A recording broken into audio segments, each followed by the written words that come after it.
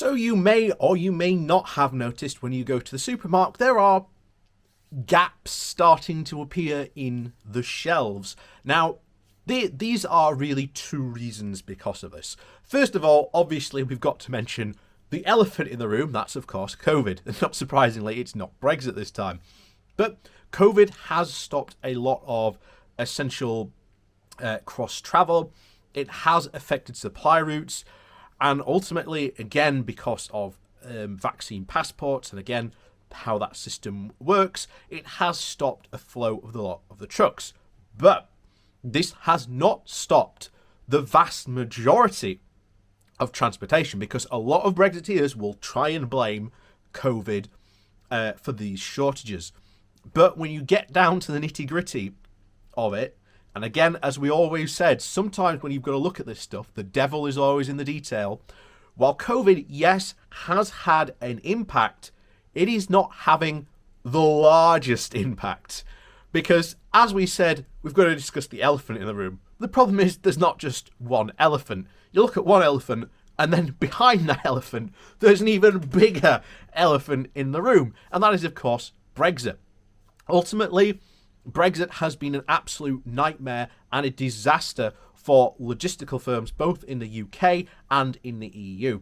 It has thrown upon businesses, and particularly logistics firms, hundreds of thousands of extra piles of paperwork that they just did not have to do before.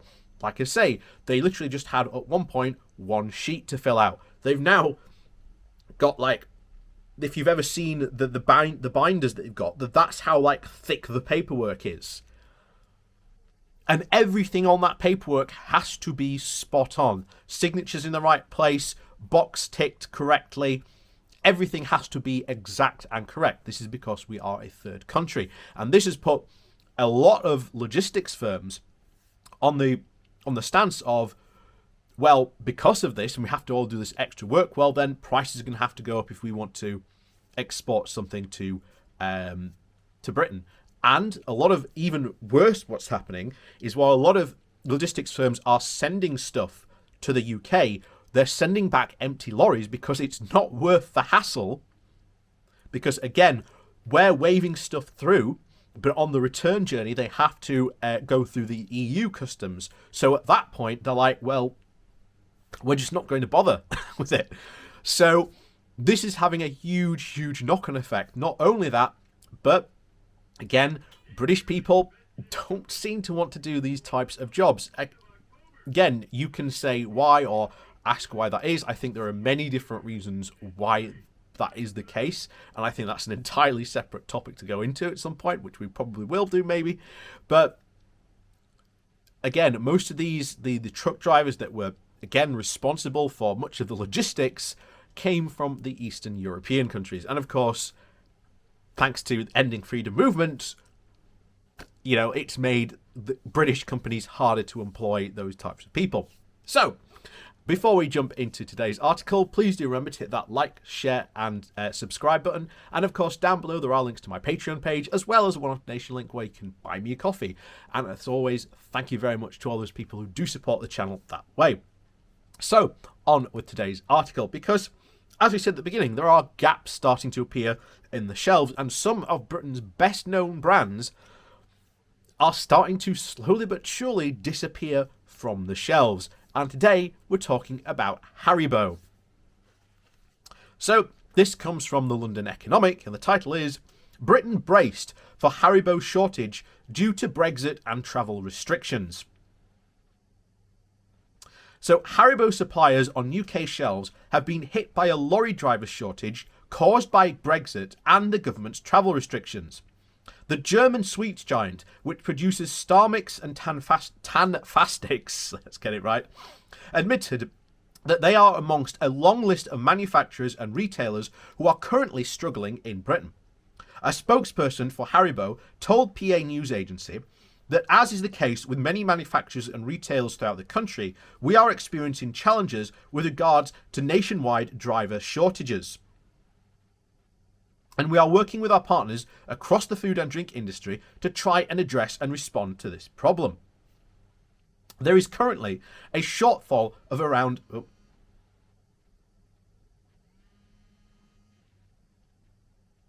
wait. There we go.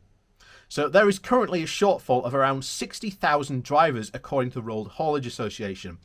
And becoming an HGV driver is not as simple as many people think. Out of the 72,000 candidates training for the job, only about 40,000 actually pass.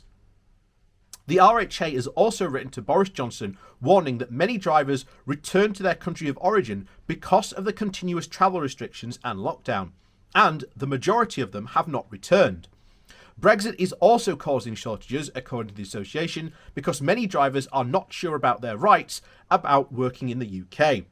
And recent months have also seen many UK companies complaining about the issues, including food giant Tesco and electrical retailer Currys PC World.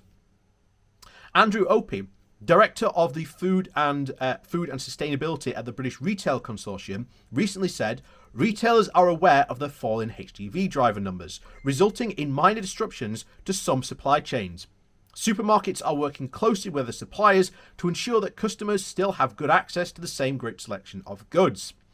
The government must rapidly increase the number of drivers taking tests and places so that we can look for a longer-term solution to this issue.